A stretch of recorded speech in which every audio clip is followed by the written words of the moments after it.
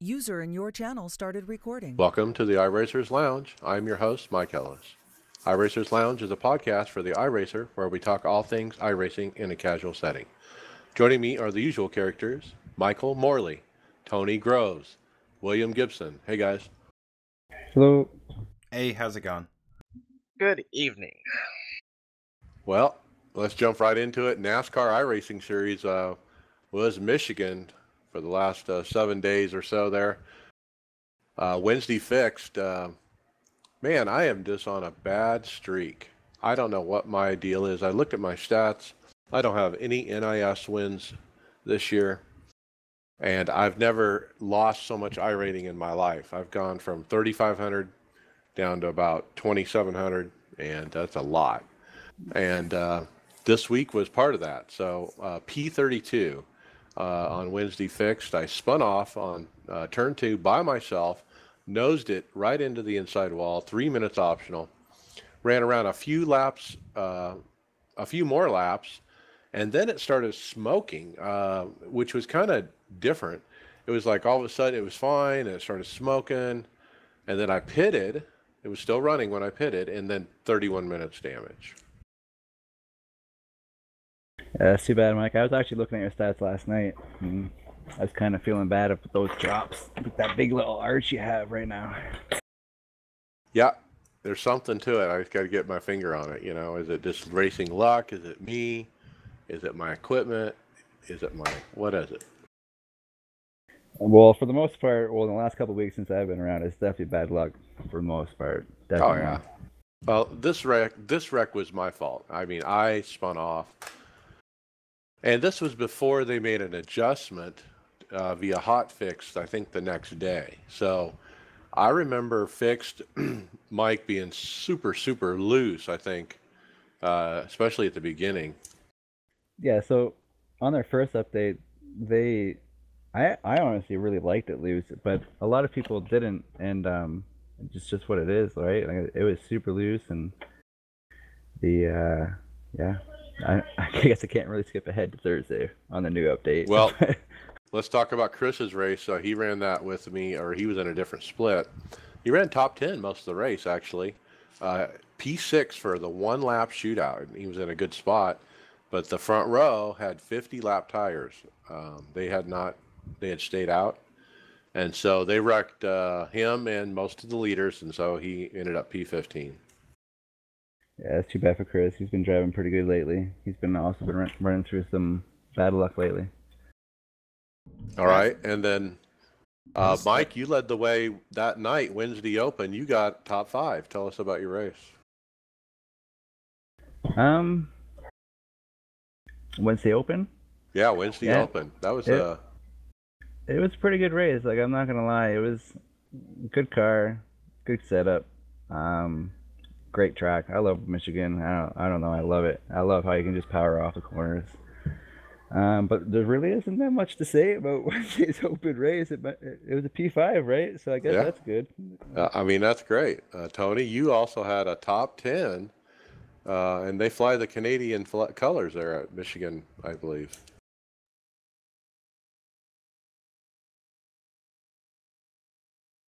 I can't hear you. Can you guys hear him? Yeah, I think he's having microphone issues. Okay. Well, I know Tony had a good run. Hopefully he'll get that straightened out. P10, he said he actually got caught a lap down pitting under green when a caution came out and couldn't get it back. Got doored and sent to the infield for a nice look at the new grass particles. They're pretty, he said. Yeah, if I remember correctly, he wasn't too pleased with that. He had to actually drive around and look at those grooves all night long, and he wasn't too pleased, I don't think. Hey, Tony? Well, I guess he might not have it back yet, but...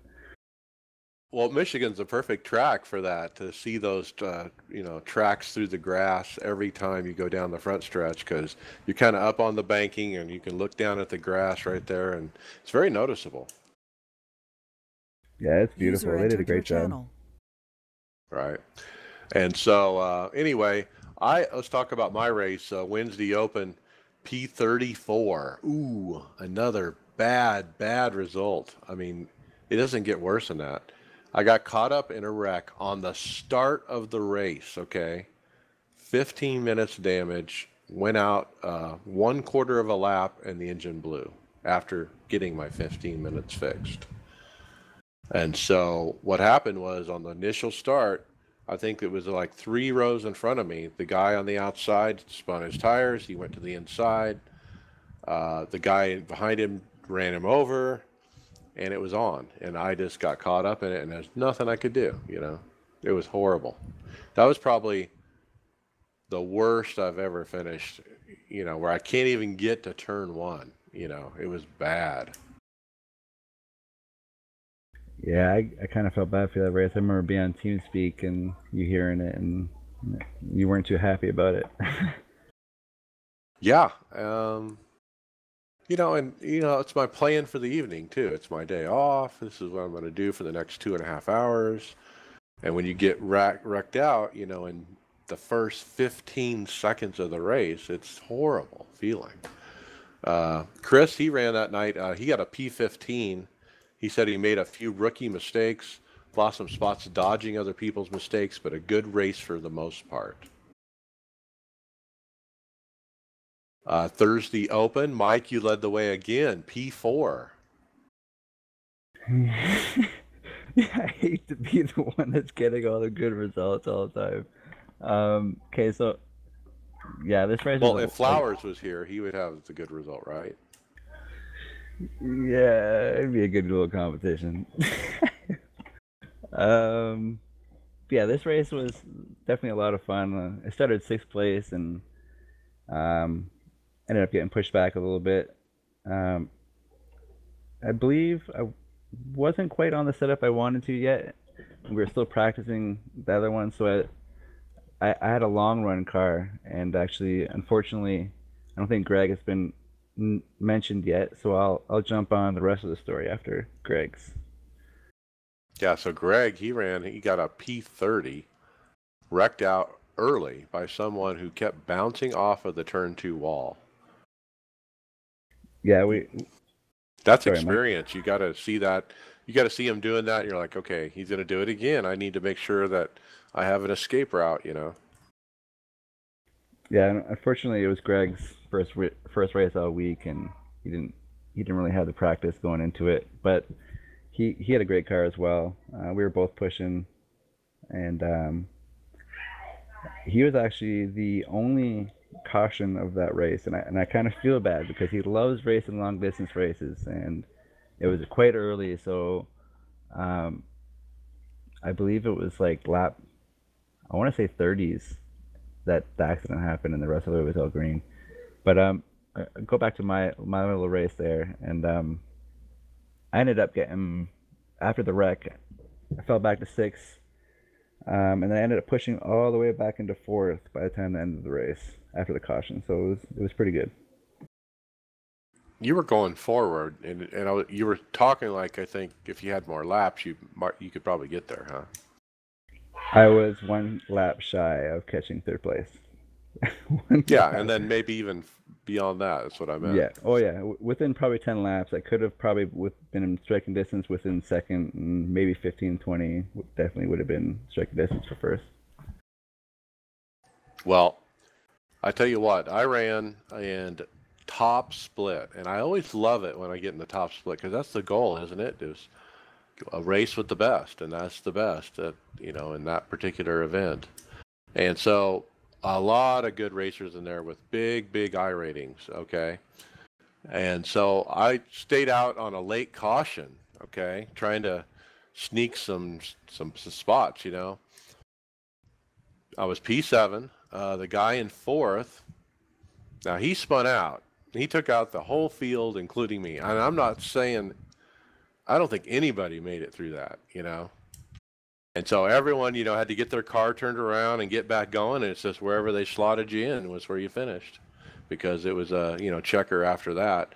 And but I ended up gaining spots, I think. I mean, well, roughly, I probably gained about 3 spots maybe. But I had an opportunity to get a top 10 if that guy hadn't wrecked us all. Yeah, it almost looks like he could have maybe even pushed for a top 5 there, Mike. Well, I mean, it was a quick. We were expecting a caution. I was just hoping it was behind me, and it was the guy in the second row, and he just took everybody out. You know, it was horrible. Yeah, bad luck, man. Yep. Thursday fixed. You ran again, Mike. P10. Barely, you said, squeaked by with the top 10. Yeah, they were all good races, and I mean, like when you're racing in Michigan, when you're racing good guys, like you're saying, there's literally only one line, right? So the other guy needs to make a mistake, or you got to push it over the limit, and then hope that you're going to pass him in that turn, or he's going to get the run on you, and you're going to have to work that back in the next 5 laps, right? So yeah, it was good. It was a good race. I was happy with that finish, actually. All right, Friday Open. I was actually off that day. Was able to run a rare Friday Open. P24. I got about halfway. Spun off 2 by myself and wrecked, much like I did the first event. And so twice I did that this week, and so that's on me. Chris, he ran. He said he was wrecked by a jackass that didn't take tires. It wasn't even a late start. He had about 25 laps still left, probably. And Mike, it says you got caught up in the same wreck, and you got P27.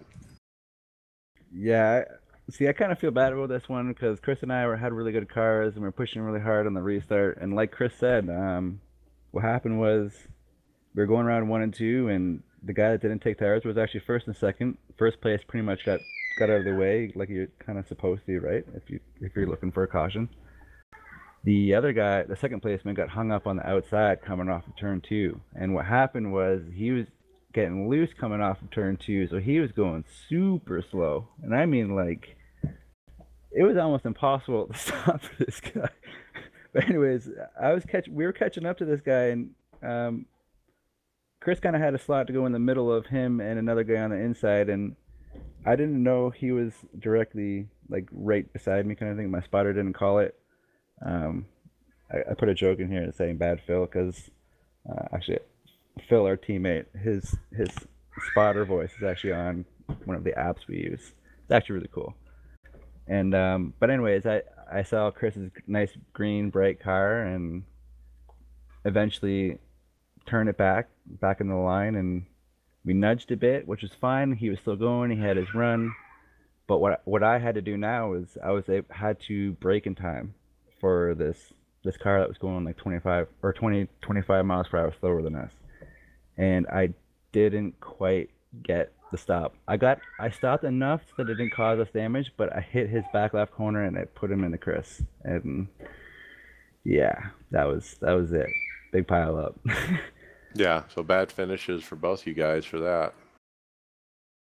Yeah, I feel bad, man. Sorry, Chris. Okay, so Sunday Open. Greg, he ran P14, was running up front all race until a mistake coming off pit road got black flagged. Next restart got damaged on a wreck, went down pit road and somehow got a lap down because of where the caution came out. Race Mike late through the field to be the first car 1 lap down. And then P13, you were the last car in lead lap with 13th, right? Yeah. Actually, Greg and I were actually racing each other the whole race through. Chris was in here as well. He had a little bit better luck than us.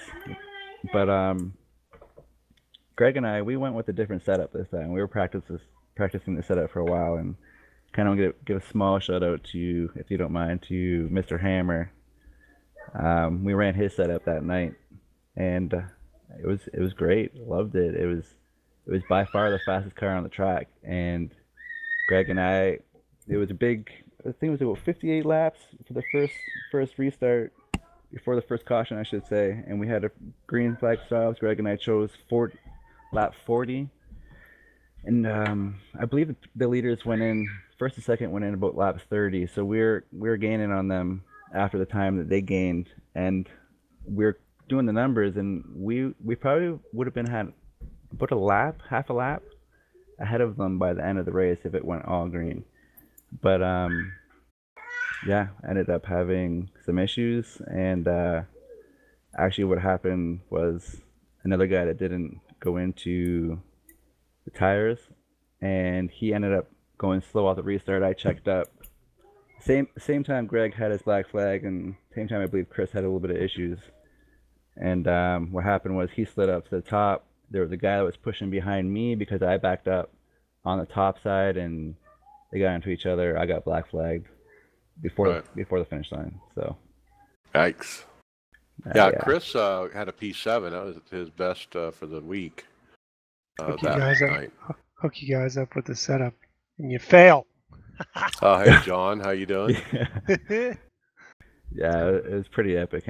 So how did you change the set, Mike, as the track wore in and whatnot?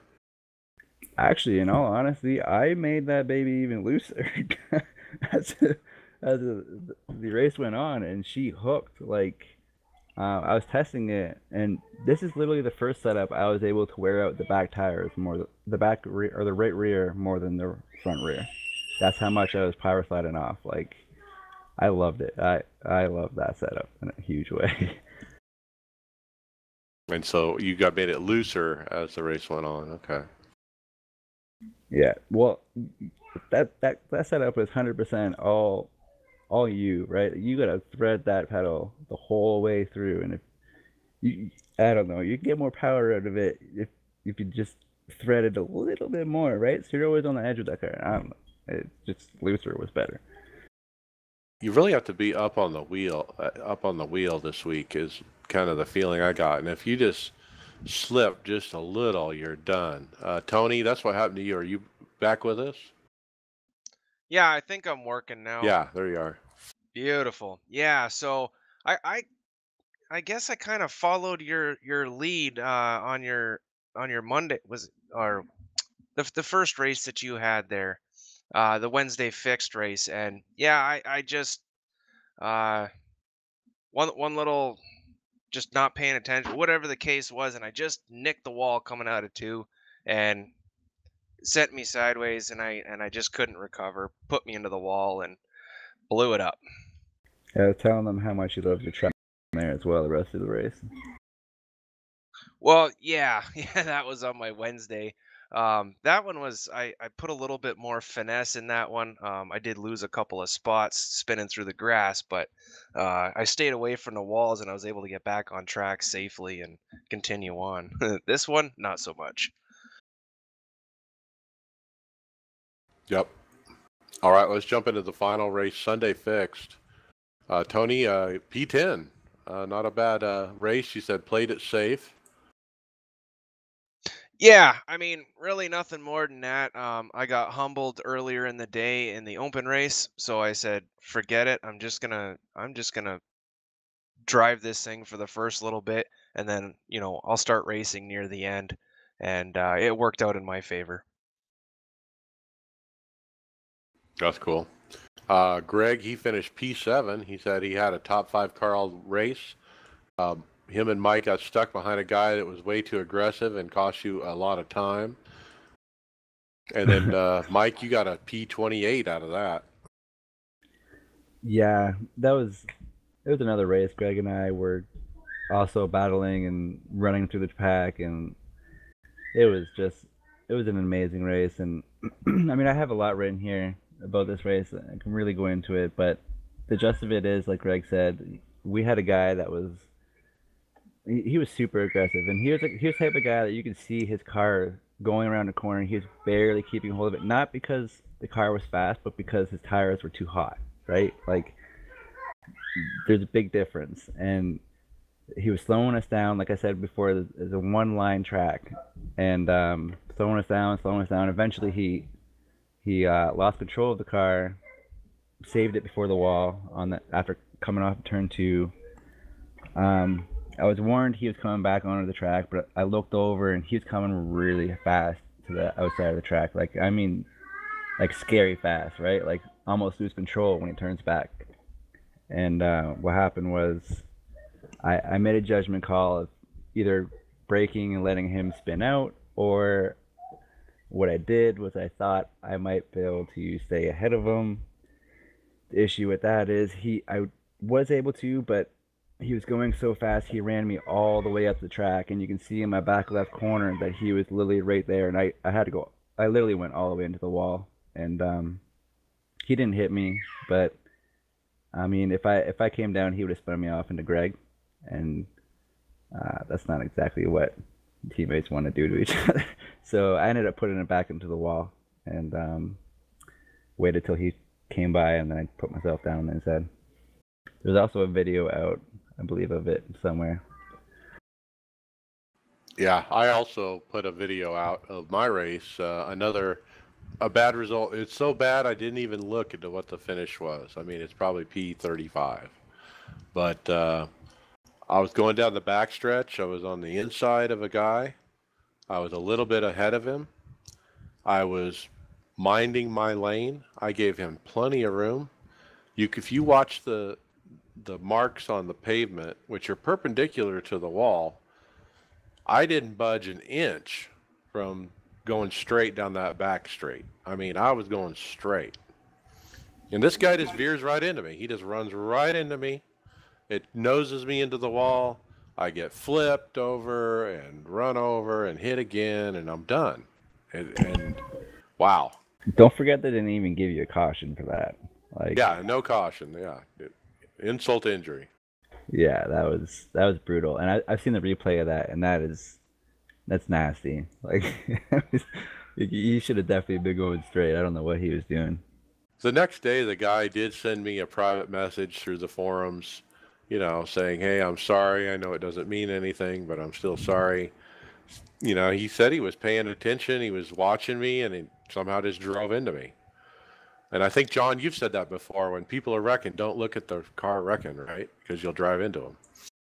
The best tip for that is either look to the inside and go that way, or look to the outside and go that way. But if whatever you stare at, you're going to hit. It's just like swimming and diving and any other gymnastics or anything else. You go where your head goes, and your head goes where your eyes go. Yeah, well, but we're going down the back straight of Michigan. I'm going in a straight line. I'm ahead of him. He's watching me, and he just drives into me is what happened. So I don't know what the heck to think. And, it's nice that he apologized, and I do appreciate that. But, man, it just, I had such a bad week, and I lost so much iRating. And then to top it off with that, it was just like, oh, my God. Yeah, bad luck week. It's a good thing we're getting out of there. Bad luck year almost is what it's going down. All right, let's jump into next things. Before we get into other items, there was a some stats put up by Matt Busa about Michigan specifically, NIS fixed. And somehow I made the list again, guys. I was on the top 10 for incidents. I was actually 5th this time with 113. The top was Gregory McKnight, 155 incidents at Michigan. I was also on the most starts list. I'm 4th all time with 24 starts at Michigan. And then I was 3rd in most laps completed with 2,432. And so I love making these lists. At least I wasn't the top of the incidents this time. Actually, Gregory, I've been racing with him the last 3 races in an A Open. And he's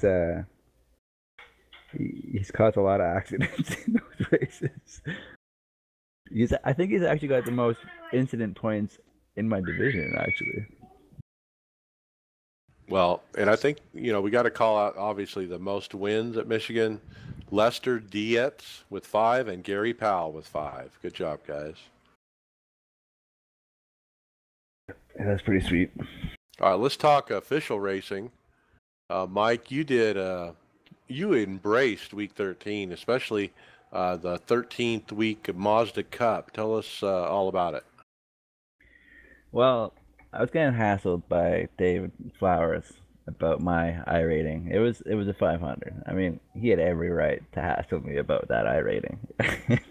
So I went kind of on like a rampage. Like I picked a series this week or last week, and I went for number 1 really. And what happened was I was racing really hard. Won 7 wins, 16 top 5s, and 9 poles. I finished first, but we were tied with 241 points. And the tiebreaker must have been the wins because I had 7 and he had 6. Yep, there you go. Well, congratulations. You won it then.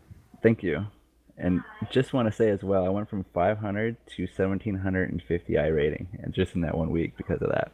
Now, that's not a division thing either. I mean, you won out of everybody. Yeah, I'm pretty sure it is everyone. Yeah. Yeah, there's not a division in a week 13 thing. Yeah, so congratulations. That's pretty cool.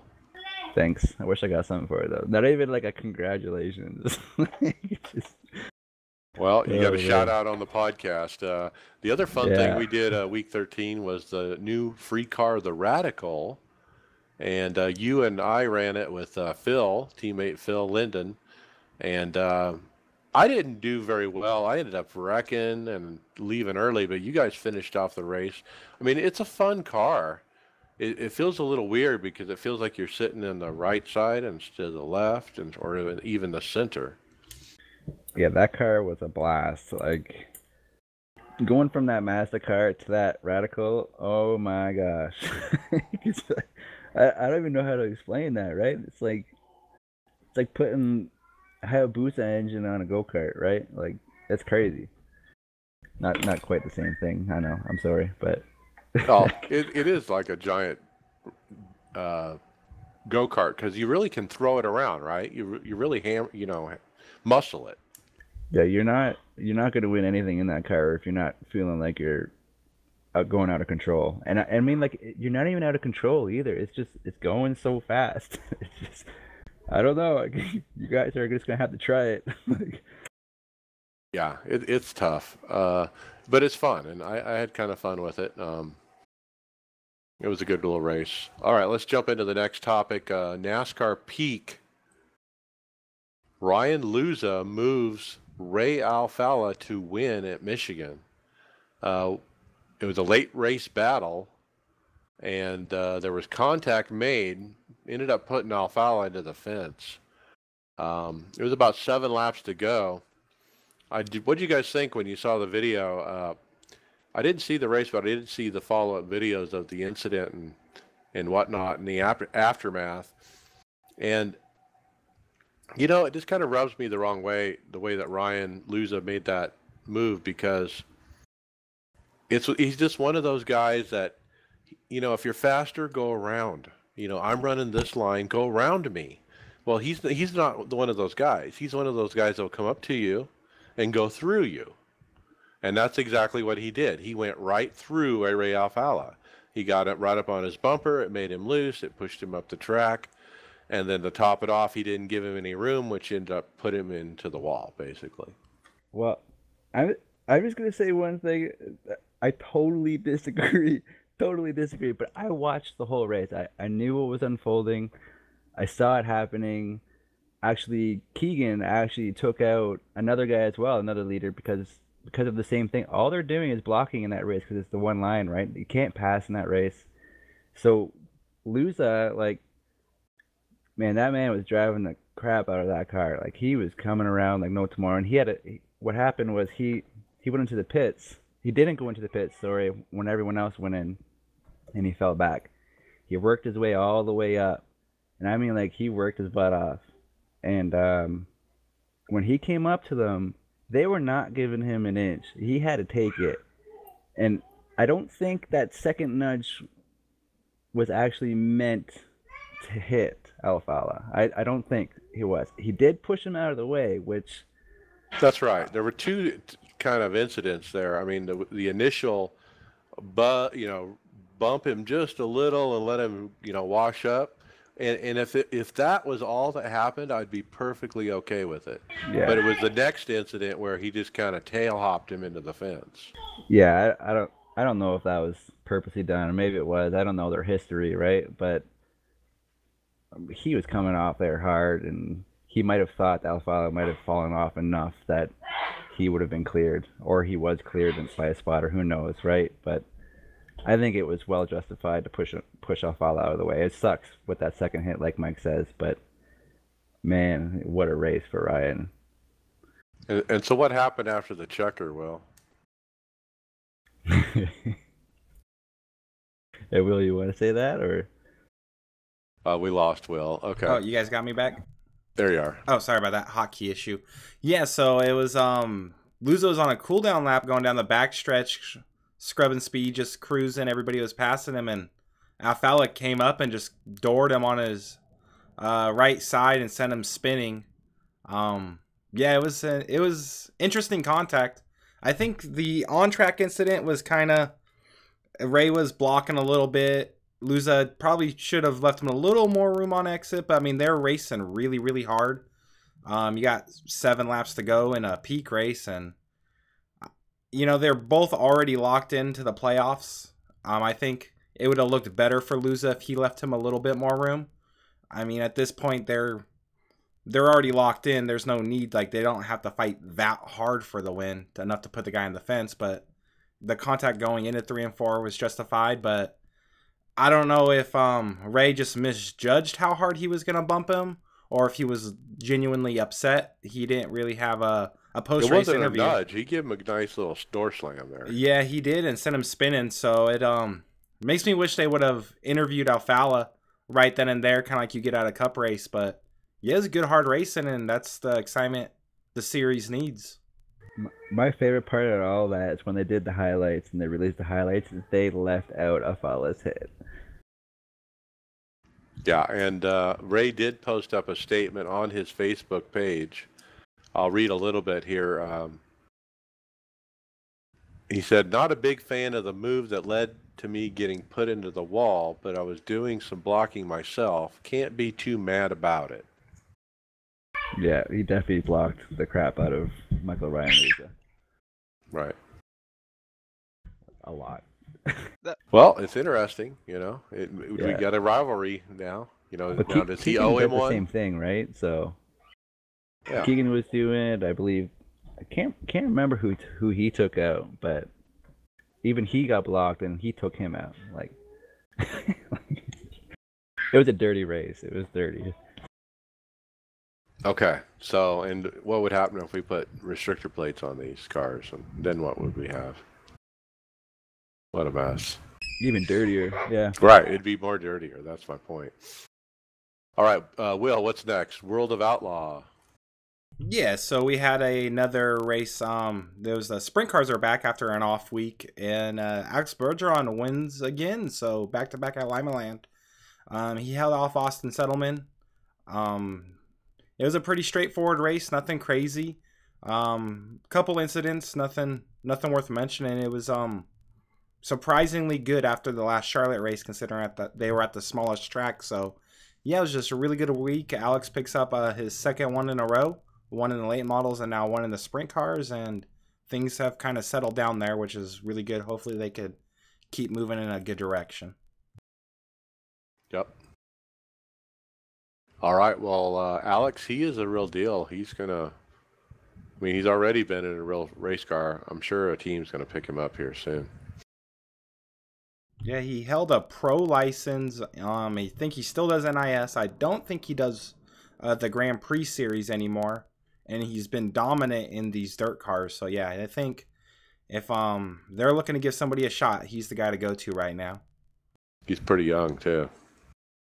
Yeah, if you get him in like one of those Keith Kunz midget cars, kind of like Christopher Bell and Kyle Larson did, I guarantee you he'd shine and move his way up the ranks. Yep.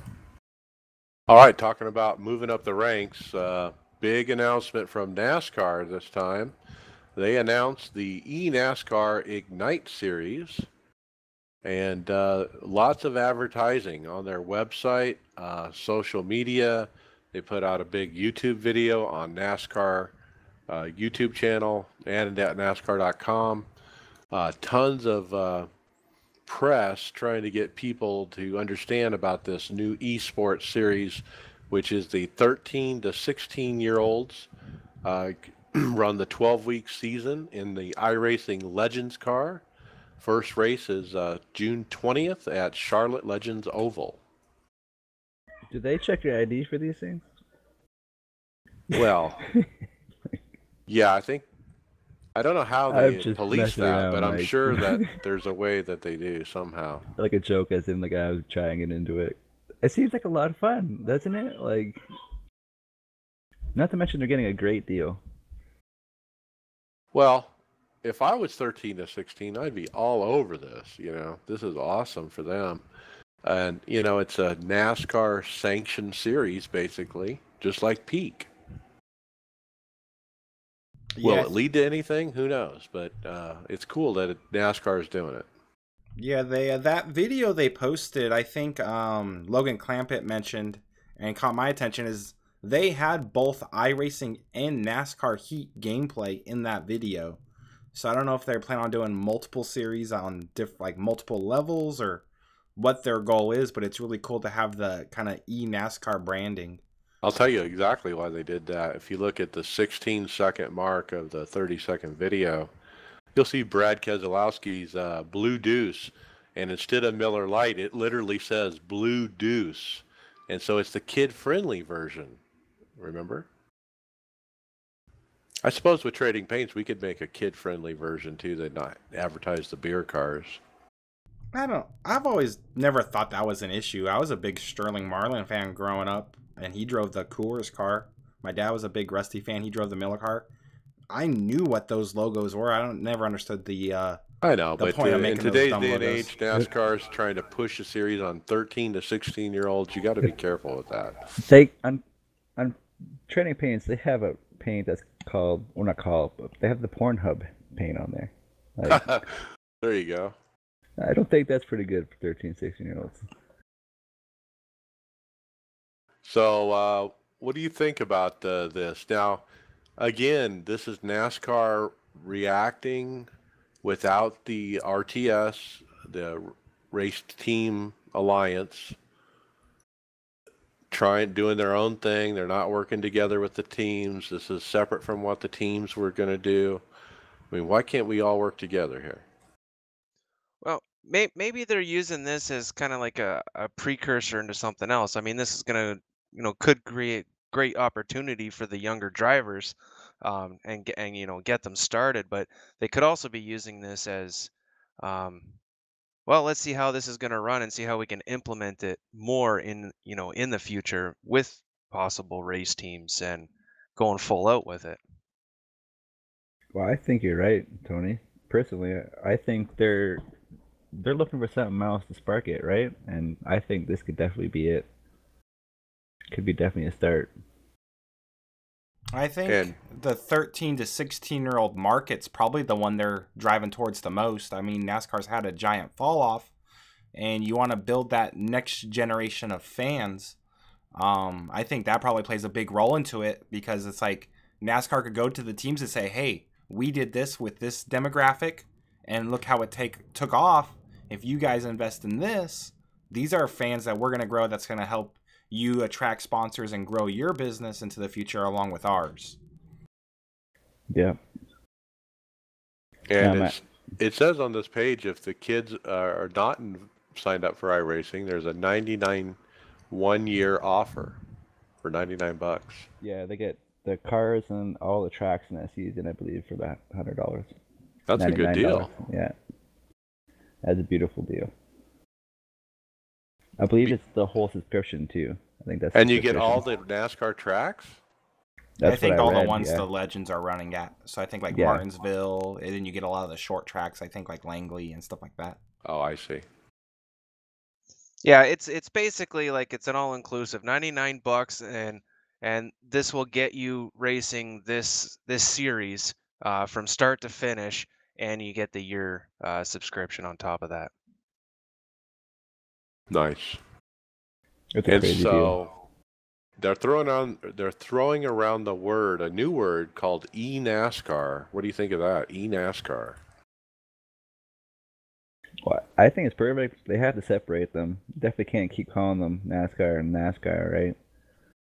Right. So should Peak also be known as eNASCAR? I mean, you got to tie all these things together. Yeah, I say they should definitely brand Peak under the eNASCAR banner. I think it's a really cool looking logo. I'm not a fan of the new NASCAR logo because they've taken away a lot of like that color that was synonymous with it through the 90s and early 2000s, and they kind of threw a little bit of that back with the E on that logo. So I think it looks good, and they should really classify them individually. Would help minimize any kind of confusion. Yep. All right, Tony, what's next? Okay, well, it's poll time. This time, this is a poll that iRacing put up on their Twitter, asking which license are you going to focus on in Season 3? And we got some results. 26% for oval, 52% for road, 19 for dirt oval, and 3% for dirt road. So that's the rallycross is hasn't piqued a whole lot of interest, but man, over half the people that voted said road is where they're going to be focusing next season. Yeah, I often forget what a niche I think oval really is. It's, in our little world, that's all we run mostly. And I always forget, but yeah, 52% road. That's bigger than I thought it would be. I would honestly say I think it's probably the other way around. How many people have oval licenses that we run with that have never even focused on road and then want to develop that? I think they should really ask people what series they're going to focus on to gain IR, because obviously 3% dirt road is probably because there's only a C license cap. Yeah, and that series is never going to grow until it, like you said, there's no cap, and they have a ladder system into different vehicles. And all right, Mike, you got the next one, the camber debate. John, you can help out too.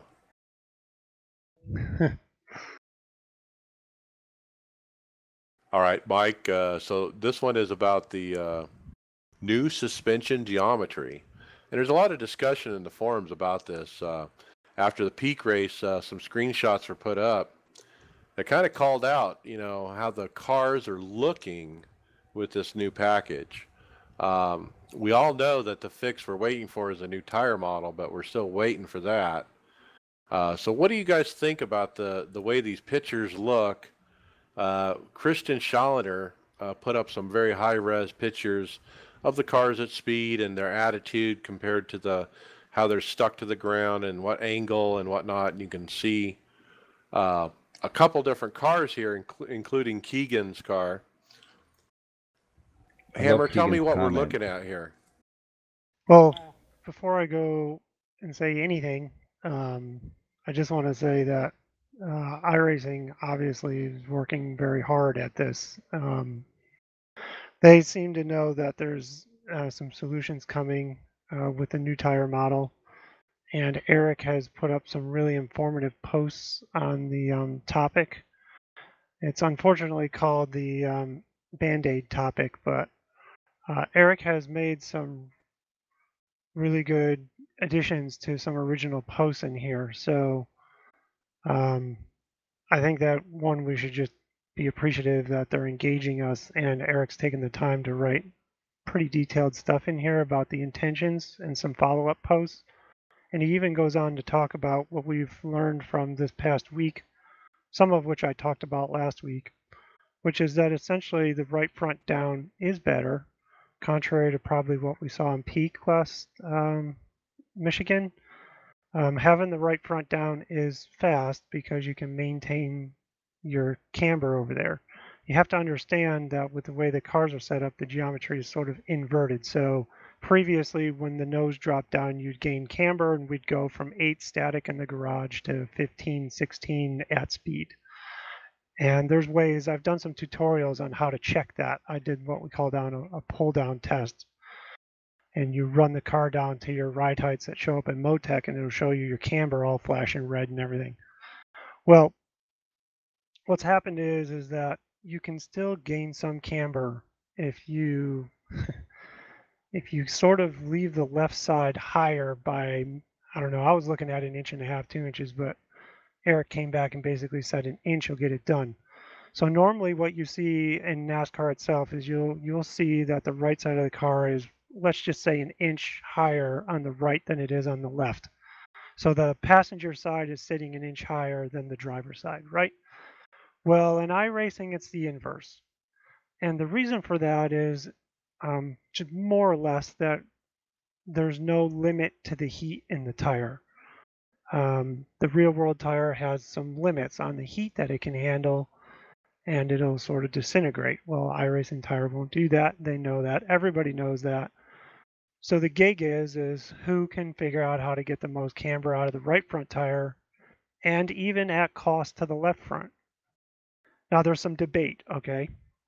There's some debate about, I guess, still whether or not the aerodynamic loss and some of the other issues with running the left front higher than the right front in the long term, long run, especially if that'll pan out. In my testing, I've found that running left side higher is faster in the short run, but it's not, you're gaining like tenths. You're not going to lap the field that way. So, sort of where I'm at right now for me is I'm looking at providing setups that look more like the NASCAR stuff with the right side, the passenger side higher than the driver side. But I think you'll see the super fast guys, especially guys looking to be quick on a short run, running this peak stuff. They Yeah. are nose up and they are tail down. It's been that way since 2015. That hasn't changed. So last week when we talked about this, we weren't far off, and you guys and everybody on the sim had access to that information. So it's that's kind of where we're at now. Yep. And so waiting for that tire, and hopefully that'll change things up again. I'm sorry, Mike, about that. I was talking, but I was talking to myself apparently. Oh, okay, no problem. Do you have any thoughts about this topic, Mike? It's very complicated, as John alluded to.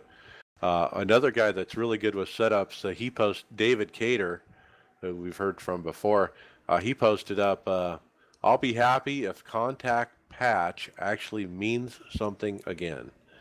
And so a lot of people are not real happy with what's going on and with the setup, the way these cars are, the suspension changes they did as a, I don't know if it was a Band-Aid.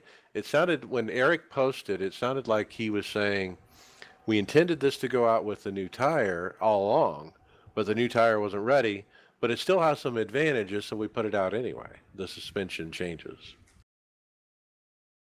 Yeah, I'm happy they did something at least. Well, just to round this off, again, thank you to Eric and for the patience that the staff is providing, because there's been some very strong. I've tried to really try hard not to be strong about this. I'm trying to provide suggestions, and some other people are providing suggestions. There's people who know more about this in the real world than I do who are saying a lot of stuff behind the scenes, but ultimately Eric has made a lot of posts here, and we're going to have to just live with what we have until the tire model comes out, and it could be worse.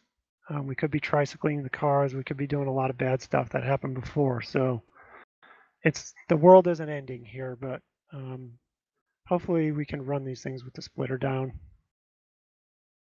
Or one more thing to that as well, before I forget, Mike, if you don't mind. On the post, on one of these posts of the screenshots of Keegan's car, Keegan actually makes a comment on it saying that the individual that took the shots has better screenshots of his car than his own. I thought it was kind of funny. Oh yeah, since the race is over, you don't think it's over for some of these guys. They're taking screenshots of everybody else, trying to see what they're doing with their setups. Am I not right, John? Oh, say that again? Well, like after the race, I mean, the first thing Christian Challoner is doing is he's looking at Keegan's car to see how he's got it set up, right? Well, everybody's doing that. I've had all of the last week when I was doing testing, you could watch the rooms populate wherever I went, which makes sense because of the amount of posting and information and stuff that I provide, right? But it was sort of a weird phenomenon. Like I go into a room and it was cool in some ways because people would ask me a ton of questions. It was a lot of questions coming about what are you doing, how are you doing this, all PMs. And then, when the session would end, 5 people stick around. They're like, Hammer, So you run in the monster truck out there. How's it work? And I give a report on it. And then I would obviously have to go post that in the forum, but it's actually really hard to do testing and stuff to figure out what's really going on here. So I even forgot the question that you asked me. I'm sorry. Well, You actually that answered it. people are taking pictures to look at the attitude of these cars. I mean, Oh yeah, I mean, we all have the guys who build these things. iRacing provides high quality replays. The ground height and stuff isn't spot on, but once you figure out the relationship, okay, so it took me a while to look at the difference between my setups being driven by other people, right? So I give all these setups out, people drive them, and then I will go and watch them race so that I know the difference between them in the replay and that same setup for me when I'm live. And there's a difference because you don't get the same data, right? So I created a baseline from that. So I can go and look at anybody else's car with any setup in it, and I'll know what the differences are. So everybody else is doing the same thing. Like you can see Christian, the pros, these guys are all in there with cameras at every angle you can imagine. Zoomed in, top, bottom. People will I've looked at track bars. I've spent hours and hours and hours just watching various people's rear roll, their the axle movement, the splitter deltas, and I've gone so far to put straight edges on my monitors and trace paper and stuff and see what's going on. That's why you'll find fascinating. most of the pros and stuff will do all this in a hosted session, and that's one of the reasons I do that. Now, for the new guys, the way to do that is when you're in a replay, put it on like far chase, and then do Control F12, and then use the WASD key to move the camera around. Use also Alt and Control with those same keys for going up and down and different things like that. Yeah. But you can put the camera wherever you want it. If you want to put it on the left rear spring and see how that spring compresses, you can do that. Yeah, that's I how could I do a got that tutorial one. on it sometime. That's how I got that one Coke 600 setup dialed in. I was changing around that camera like crazy for those the 1,200 laps that we did on it. Like, oh man. You combine that with telemetry, and it's really powerful. Well, even just looking at it like that with the close ranges and at every corner, you can kind of dial it in anyway. Well, with sound anyway, when you're hitting the ground and stuff. Well, I mean, I probably was still hitting the ground when I didn't know about it, but. All right, let's jump on. We got to keep moving here. The next topic is an article by jalopnik.com, and they did an article about how to build a virtual racetrack. And so they went to iRacing and did an interview and did a written article, feature article, as well as a video. And the video is very cool because it shows a lot of the iRacing personalities that we always talk about, like Eric Hudek and all the other guys. And so, like, for example, Eric is from RCR. One of the other guys is from the Penske team. They used to be on those teams. Steve Reese. And Steve Reese, exactly. That's who I was thinking of. Dan Garrison talks. He's an iRacing software engineer. He's responsible for making tracks dynamic. Mentioned two things we don't have in the sim at the moment in this video. One was how water affects the track, and second one was something called polish level. Polish level is how worn in the track is and how that affects grip. And so there's already a discussion on the forums about polish level. John, you were participating in that, I believe. Yeah, which one? Polish level. Yes. Yeah, I can talk about that a little bit. Basically, all the tracks have the same sandpaper effect right now. And once we get polish level, then we'll have a difference between old asphalt, new asphalt. Is that correct? Yeah, and it's funny because the people who follow my discussions about that, Aaron Vogel was like, we were thinking of you, Hammer, when this came up. Because I do a lot of pavement work in my real job and not my hobby job. Asphalt, I specify asphalt.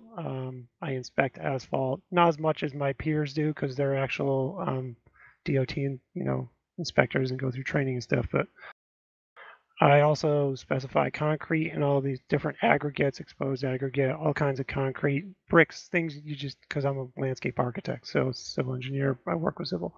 So when I started seeing the new surface model come out, I was really excited because the base track for all the iRacing tracks, which is not me saying this, is Eric actually, and I quote him often on this, they apply a single abrasive quality to the racing surface. So from the, let's just say from the yellow line at Atlanta or the white line all the way up to the wall has one abrasive quality.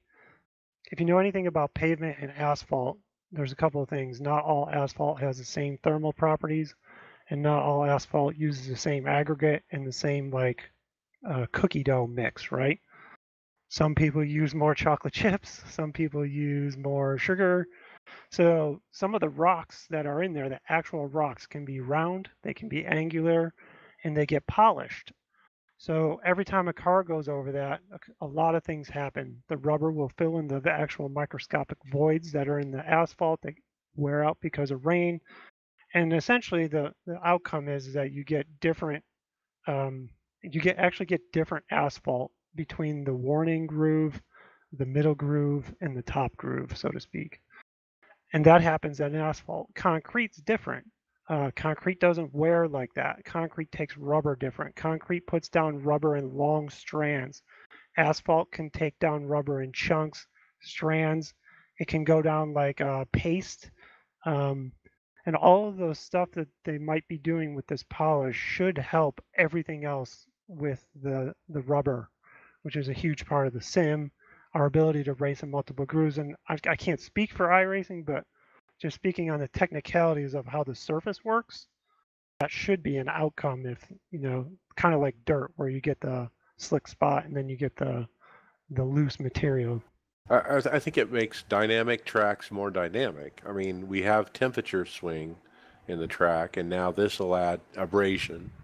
Yeah, factor. really, our dynamic track is really heat, right? The track gets hot, and there is a microfilm that gets put down, but you've got to have no cautions, a lot of laps, and a lot of cars for that turn 2, turn 4 exit to really show, feel, and report rubber in it.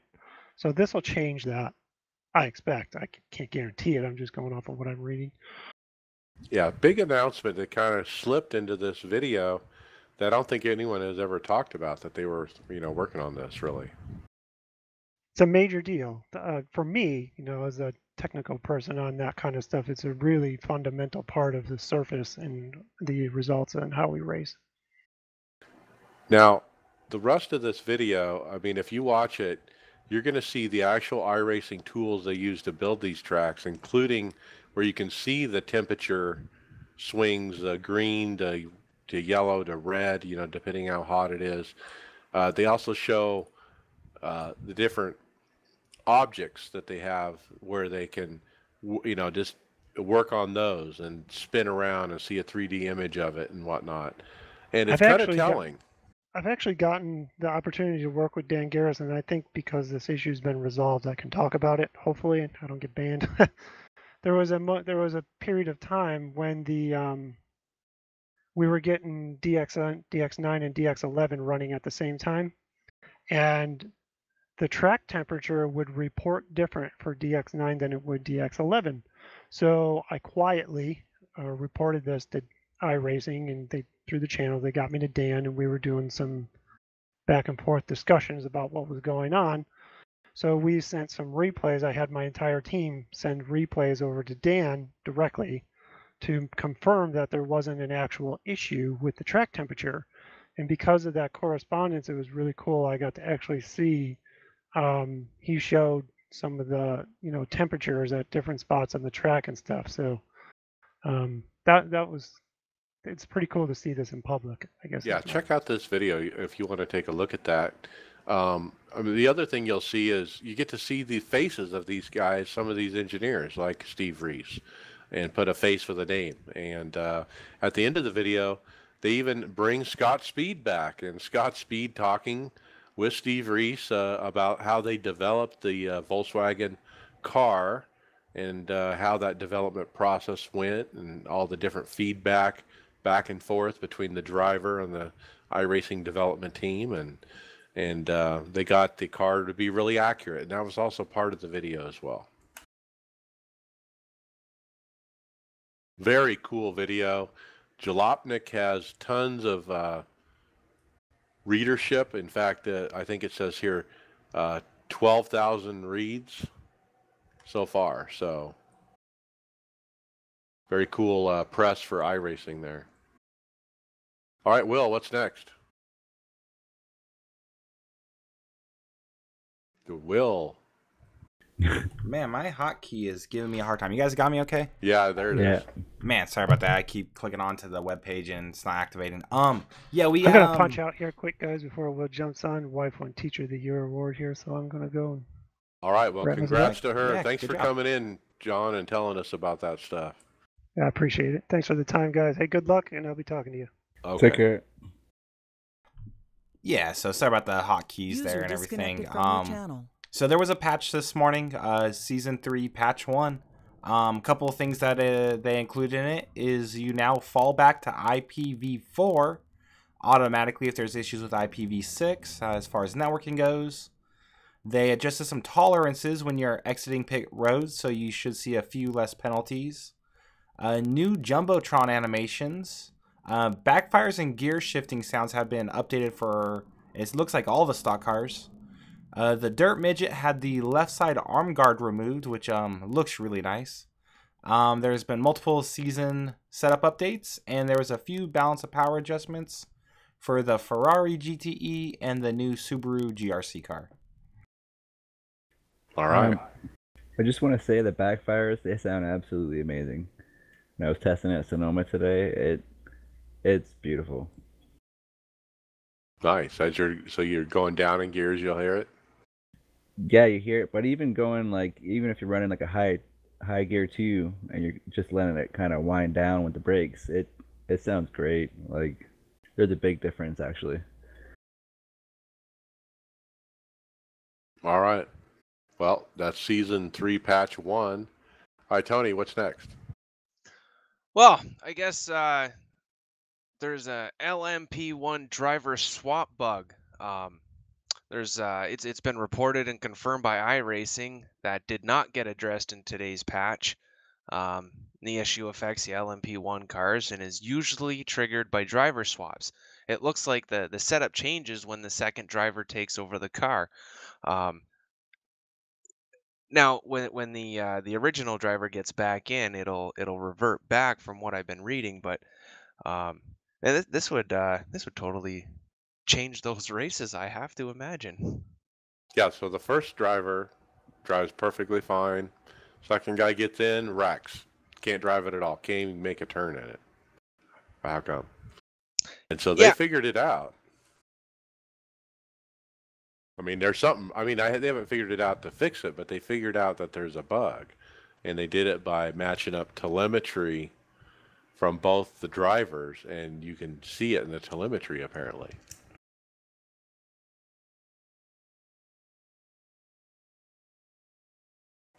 So pretty cool. Dave Kamer actually responded to this too, who's the founder of iRacing, and he rarely posts. Remember, the last post we got from him was about 14 weeks ago about the new tire.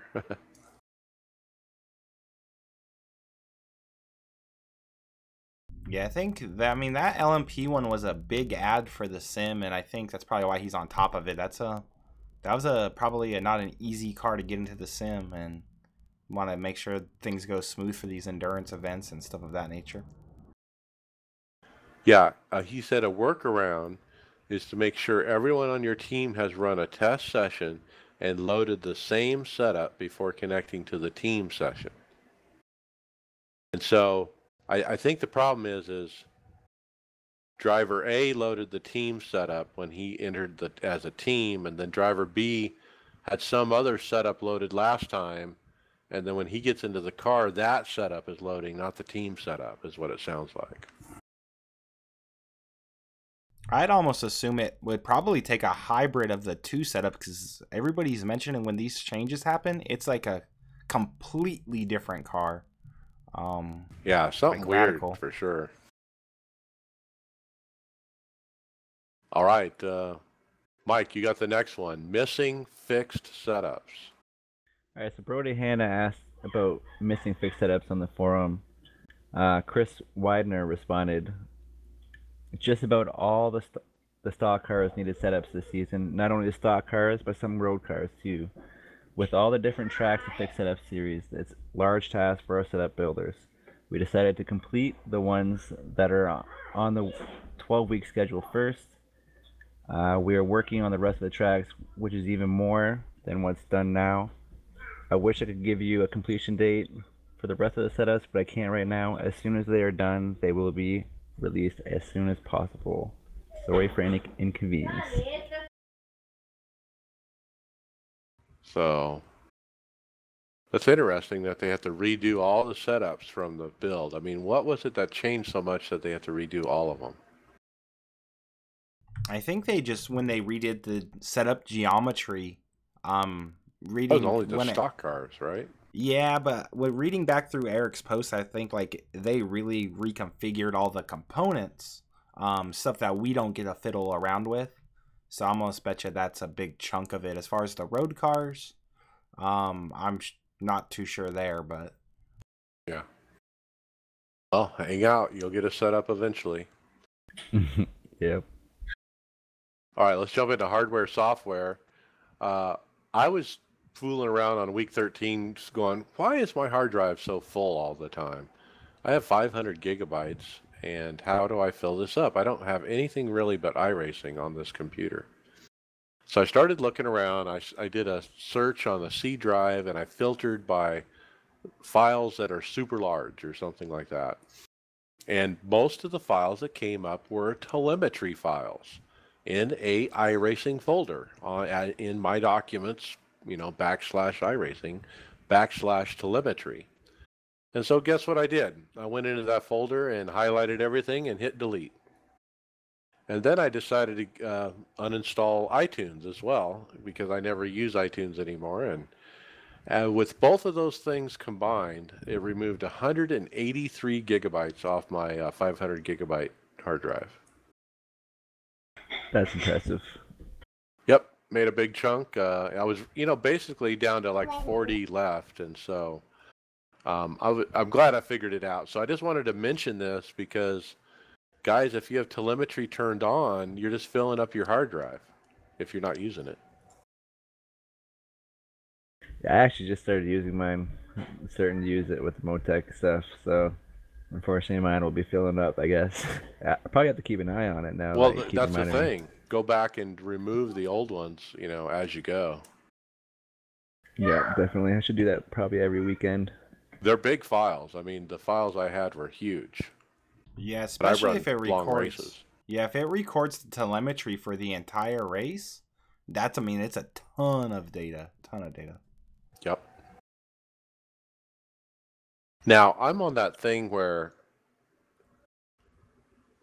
I'm uploading the VRS telemetry logger to the VRS website so my teammates who are on VRS can see my stuff, so to speak. And so I think I have to have it on for that thing to work. I think it comes in a third-party app, the VRS one. Actually, yeah, I have that installed, but I still think you have to have the iRacing telemetry on. Yeah, now that I think about it, I think it auto turns on. Right. I think I've seen options somewhere. I don't know if it was in iAnalyze or in the VRS, where it can actually delete the iRacing telemetry file once it's done getting what it needs for some of those third party. That's probably something worth looking into. All right. Hardware, software. I got the first one. A new app put out by Arturo Boz.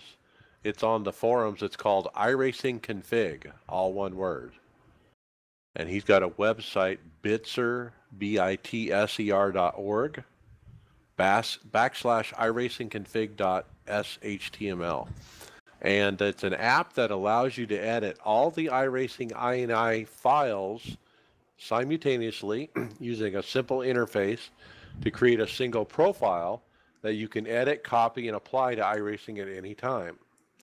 And so what you do is you have different profiles set up with this app that will reconfigure your app INI and various iRacing INIs different ways. So, okay, I'm going to stream. And so you click on the streaming profile and it sets it up to be on one screen only with, you know, everything set up just perfectly for one screen.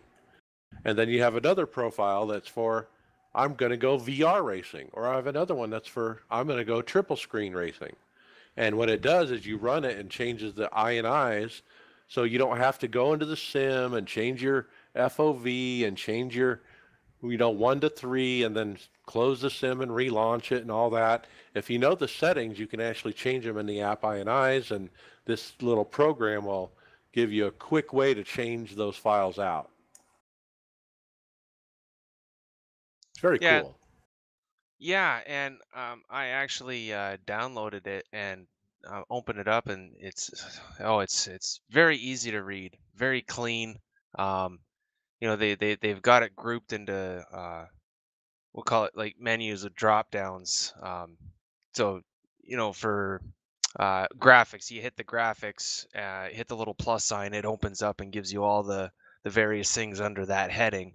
It makes it yeah, really, really easy. Very nice to look at. Yeah, I mean, people are doing this already with having separate sets of app INIs on their computer in different folders and moving them into the iRacing folder before they launch the sim and moving the original ones out and that kind of thing. This is just a tool to make this so much easier. You just load up a profile that you want, boom, you're done.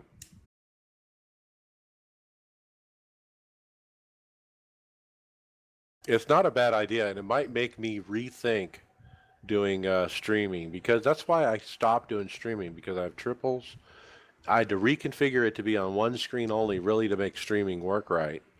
And then when I wanted to race, I had to switch everything back to triples, and it was the biggest pain in the butt. And so if maybe if you could use something like this to make it easy, you know, maybe I'd reconsider. All right, Tony, you got the next one. Yeah, so with the last build, Fanatec came on as a title sponsor for 2 of the iRacing Road Series. With that partnership came some free gear up for grabs for the iRacing community.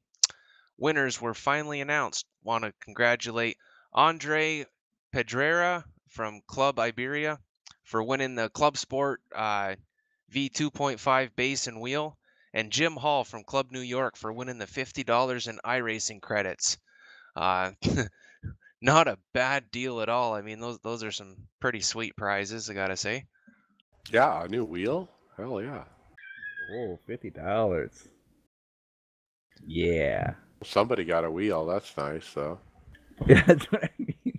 Like, the winner got a wheel, and then the other winner got $50.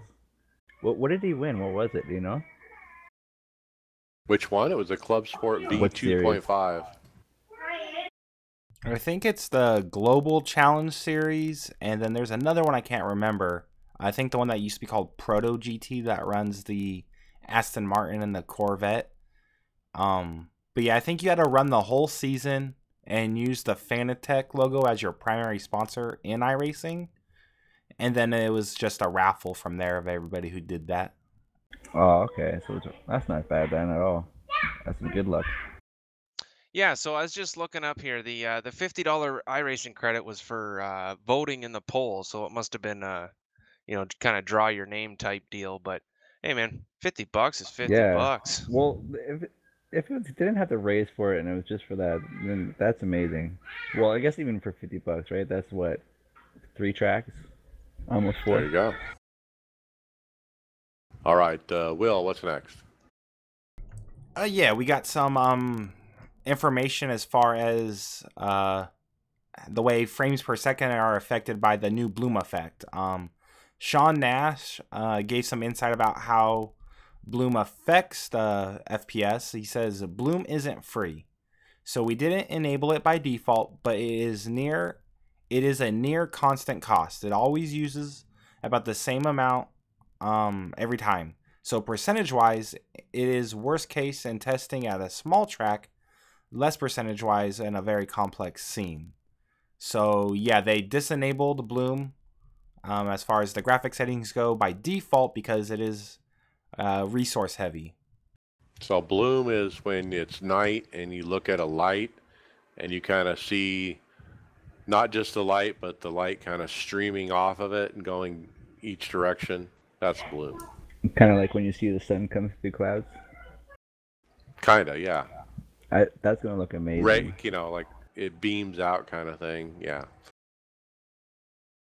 Anyway, yeah. So you got to have the graphics card to be able to handle it, and you got to turn it on because it's turned off by default. So that's something to think about, guys. I haven't turned anything on because I have a lot of my crap turned off.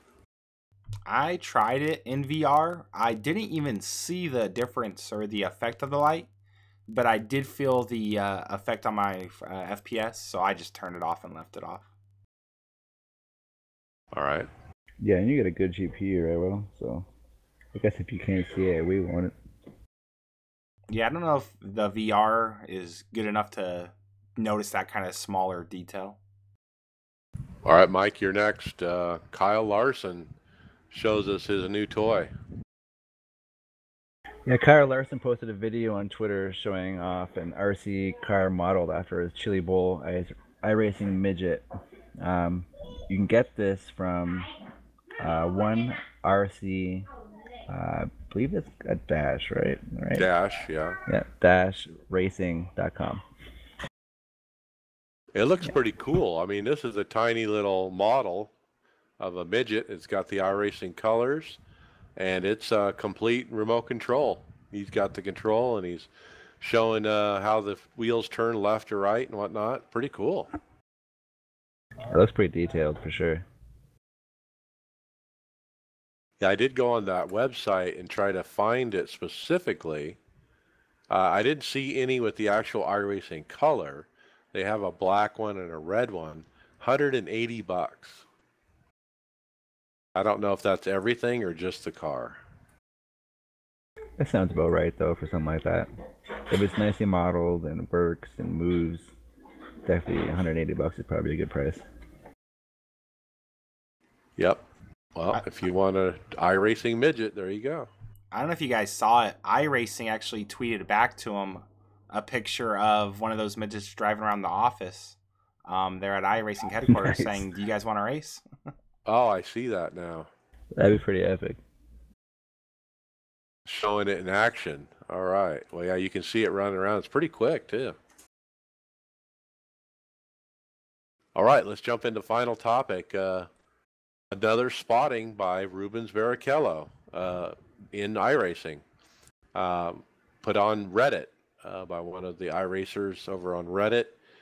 He was pretty impressed to be racing with Rubens and Eduardo Barrichello. Both father and son were in the same race. And he put up a screenshot of it. But yeah, Rubens has been around a long time. Former Formula One driver. Pretty cool. I saw a picture early in the week, Bang. Wish I saved the link because I couldn't find it this morning, but he did a lap at Belle Isle in I think a GTE car that was almost over 7 seconds faster than everybody else in the room. It is pretty impressive. Is anyone watching my one race? Because in that road race, there was a Rubens Barrichello. I have to go back and look because I think it was Phil actually who was there looking at the race, and he's like, "That can't be the actual guy because he was behind me, right? And it looked like he was going slow, and then all of a sudden he passed me like he was on rails."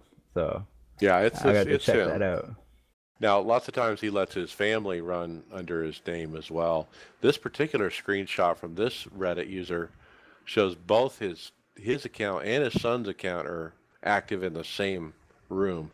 But he's been known to have his son run under his name before. Would they run under Formula 2.0? Yeah, Probably. who knows? Like Will said, he's no slouch. So Doesn't look like it. Division 1. all right, that's it. Let's get into final thoughts. Michael, you're first. What do you got? All in all, we had a great week in Michigan. I just want to say I wish you luck at Sonoma, Mike. It's going to be a lot of fun, I think. And I want to thank iRacing for their awesome adjustments. And I also want to thank iRacing Lounge for having me on the podcast tonight. And one last thank you goes out to John Hammer for that wonderful set on Michigan. I can't wait to see another set what he's got. And apologize again for you, Chris. Sorry, buddy. Yeah, Chris wanted to mention also that Hammer actually was spotting for Chris in one of these races this week at Michigan, and was providing him really good feedback about how to drive and what to do and this and that. And John had to leave. He didn't stay for the whole race. But I remember Chris saying, boy, that was very helpful, so he wanted to mention that. He didn't only just help him with the car, he gave him a lot of feedback with the way he was driving and how to drive it, kind of thing, as he was driving it, which was very important, right? Yeah, and I think Chris was saying he definitely picked up something for sure. Yeah. Yeah, pretty cool. All right, Tony Groves, final thoughts. Well, Michigan has come and gone. I really like that track. I find it, really challenging, but also really rewarding at the same time. Um, the races were pretty good even in my lowly splits. That we got some good green flag racing in, which is always fun. I'm not so good on the short runs, but on the longer runs, I seem to excel. So I'd love to see more of that going down the road. As for next week, Sonoma's coming up. Boy, oh boy, I'm crapping my pants. I'll be honest with you guys. I've I've I've not turned one wheel at Sonoma before, and I'm not particularly good at road races, but I'll give it the old college try anyways, and hopefully my I rating doesn't take a worse beating than I usually give it. So that's it for me this week. And it's your oval I rating, by the way. Yeah, even better, right? Right. So I tell you what, Tony, if you can keep it on the track at any speed at all, I guarantee you will have a top 10 if you can keep it on the track for the whole race. Go as slow as you want. I guarantee you'll have a top 10. Well, I finished other races in reverse. Maybe I'll do that with this one. I mean, in the split you're in, these are oval racers running a road course. Yeah, it's going to be carnage. Most people will not finish that race. I'll tell you now, Tony, it is a lot of fun getting around that thing. Well, last year when Watkins Glen came up, that was my first time doing that one as well, and I actually rather enjoyed it. And I did end up pulling out a good finish. One of the two races that I ran there last year. So, we'll see. I'll try and stay positive, but I usually want to duck my head under a pillow when road racing comes up. Yeah, me too. And don't forget, there's no cautions. Okay, it's not like a normal race where you want to qualify. Not qualifying is just a death sentence. Wait, they're not letting us have cautions? There's no cautions at Sonoma, no matter what. Yes, I'm loving this already. So it's green the whole time. So you really have to qualify. I don't think not qualifying is not an option. This is going to be epic. This is going to be You just so got to epic. survive that first couple turns, and everyone will get in a line, and you roll on. I can't wait. Yeah, it'll be fun. I really can't wait. Well, let's see. William Gibson, final thoughts. Yeah, that same hotkey issue again. I gotta figure this out. Yeah, not a whole lot here. I'm actually really looking forward to Sonoma. I have Wednesday off next week. I'm gonna try to get both starts in. That's probably one of my favorite tracks in any sim. So really looking forward to that. I know I haven't been racing a whole lot, but hopefully you guys notice I put a lot of work into the podcast script and stuff of that nature, and really enjoy doing that. So just glad you guys keep me around. Really Yeah, appreciate the thank you. work. Yeah, it really Yeah. helps. We do appreciate that. Thank you. All right, my final thoughts. Boy, Michigan, I sucked, and I wrecked myself a couple times all by myself. I got wrecked by another guy going straight. Everything that went wrong. I got wrecked at the beginning of the race by someone, spinning their tires. But the whole thing about spinning their tires on restarts and taking out the field, that was a common thing this week in all the races, all the splits. And boy, it's just crazy at Michigan how that works. Sonoma, I'm just looking to get my one start and move on. Whatever I get, I get. Get some points and I'm done. I won't be running multiple times. I'm not a road guy. I don't want to mess up my oval rating any more than I've already done. So I'll do my one start and be done for the week probably. So, and with that, I guess that's it. We'll see you later.